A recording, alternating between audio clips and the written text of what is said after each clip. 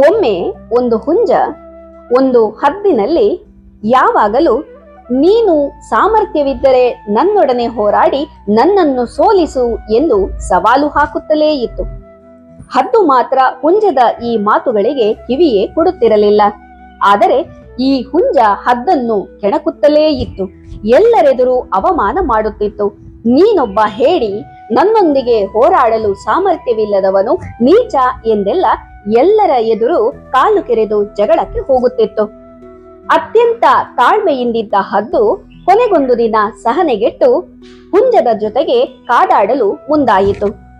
ದೀರ್ಘ ಸಮಯದ ಹೋರಾಟದ ಬಳಿಕ ಆಗಬೇಕಾದ್ದೇ ಆಯಿತು. ಹದ್ದು ವಿಜಯಿಯಾಯಿತು ಮತ್ತು ಹುಂಜ ಜೀವರಕ್ಷಣೆಗಾಗಿ ಓಡಿ ಹೋಯಿತು.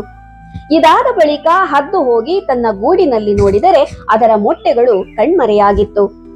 ಈ ಹದ್ದು ಹುಂಜದೊಡನೆ ಕಾದಾಡುವುದನ್ನು ಕಂಡಂತಹ ಹಾವೊಂದು ವೇಗವಾಗಿ ಹೋಗಿ ಅದರ ಮೊಟ್ಟೆಗಳನ್ನು ತಿಂದು ಹಾಕಿತ್ತು.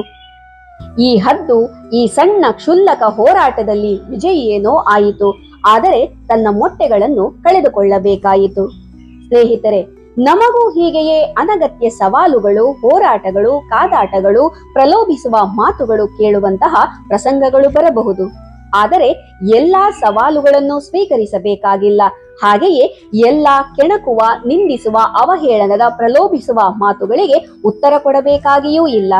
ಯಾವುದಕ್ಕೆ ಹೇಗೆ ಪ್ರತಿಕ್ರಿಯಿಸಬೇಕು ಎಂದು ತಿಳಿದು ಮುಂದುವರೆದದ್ದೇ ಆದರೆ ಈ ಬದುಕೇ ಬಂಗಾರ.